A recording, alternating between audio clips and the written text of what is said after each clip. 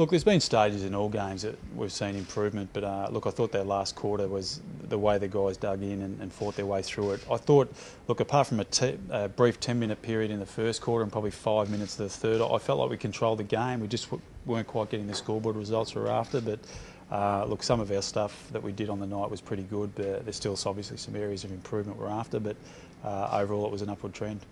You've got a big carrot on the end of this game. Do you start dangling that sort of thing in front of them, or like Alex Rance the other day said, no, it's still about just getting everything right? I'm just wondering, you know, in the dog days of winter, do you sort of start putting that sort of stuff up for the boys to, you know, sort of give them something at the end of the rainbow? Oh, look, we're still trying to implement things we've got in place, and we're still not doing them to the level that we'd require to consistently win footy games, and that's a big thing with us at the moment. We've got a number of trends that we're trying to get, you know, onwards and upwards, and a number of those we're still not meeting. So we just concentrate, like Alex said the other day, that there's certain areas of our game that we need to concentrate on and get better. So effectively it's a battle against ourselves to get those results. And, you know, look, obviously we play Melbourne this week, who are a side that, look, last week I went and watched them, they were terrific. You know, they look like a side that is well and truly entrenched in the 8, so it's going to be a big test for our guys this week. They still understand the importance of the game, though, I guess, wouldn't they? There is something at stake this weekend, given where you both are on the ladder. Yeah, 4 points. It's amazing. Every week there's 4 points up for grab. But look, our guys, every game within the AFL at the moment is a big game. Look, I know people will try and build it up to be something. You know, the crowd will be bigger than normal probably, but for our guys, we've just got to keep going back to things we do well. Like offensively, we've got some issues. Defensively, we have also. We've just got to nail those and get those right, and the result takes care of itself. But in terms of it being, you know, two sides that are just outside the 8, big crowd, is this one of the biggest games you've been involved with at the Tigers? 9th and 10th, who would have thought, hey, it'd be this big a game. But it's a big game that it's two Melbourne sides, I think, come together. Look, obviously the week after we've got Carlton, so it's going to be another big game. I think the thing about the Richmond Footy Club is when things start to go okay, our crowd, you know, and our supporters get out there, and, you know, it's a terrific atmosphere. But look, just for us, it's all about getting our process right and worry about the result on the end of that. You talk about processes. I'm wondering how important it was, given sort of how the previous 2 games had gone, that against Brisbane, Jonathan Brown kicks that goal and you looked a bit vulnerable, but your defence especially really rallied and you went on and won the game in the last quarter. Yeah, listen, I think a guy like Alex Rance, Luke McGuan's down there, Jaden Post, they are still young and developing. Luke's probably our older statesman at 23. So those guys are still learning how to play, the game of AFL at a high standard, but also to play together. They haven't been together for a large period of time. Look, obviously this year we've got Cal Moore out, we've got Dylan Grimes out, we've got Dave Asprey out, we've got Matthew D out. So we've got 4 other key defenders that haven't had an opportunity to gel together at any stage. So probably the one thing we haven't really had is a solidified back 6 at any stage. So they're still going to learn on the job.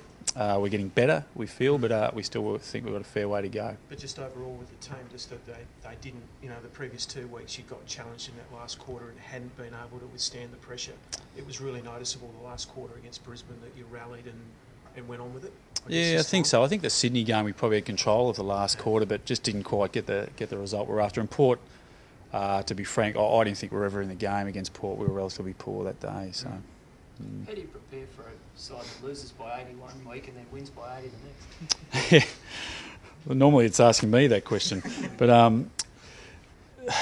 Melbourne, when they're up and going, I don't think there's a better side that spread. You know, when they spread, they do spread hard, and look, they use the ball really, really well. So that's obviously a key focus of ours, to deny them that spread. Watching them against Fremantle last week, their ability to move the ball with relatively ease and also at pace was probably concerning for us. So we've got to manage to slow them down and curtail their forward line. You know, look, Brad Green had an outstanding game last week, an outstanding leader, and they've got a number of players that can jump up and hurt you. Their forward line, you know, of Jara, Sylvia, you know, even Pettard, these type of players, they can kick 3 to 4 goals at the drop of a hat. So, you know, we're going to have the task is there for us to see how we manage that, but we're very much looking forward to it. And just given that they are a side, if they get their tails up, they'll really burn you. I guess the starts are becoming an even bigger issue. You know, someone at the office said, can they please not be 4 goals down at quarter time? Yeah, listen, it's a stock standard for us at the moment, isn't it? But yeah, look, it's something we've addressed, but we haven't paid a great deal of attention to it because it's just one of those trends. I think, you know, look, our second, third, and fourth quarters are all pretty good, but our first quarter,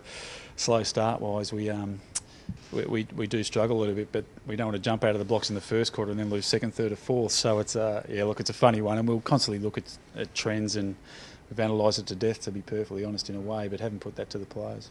You're obviously disappointed with the result, King, at the Tribunal last night?